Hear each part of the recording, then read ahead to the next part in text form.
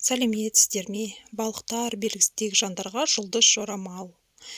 Ең бірінші тыңдамас бұрын каналыма тіркеліп, лайк басып, комментарий жазуды ұмытпаңыз.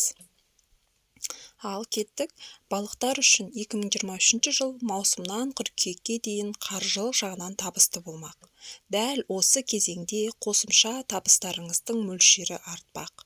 Шілде, тамыз айларына жақын ортадан тиімді ұсыныс түсуі мүмкін.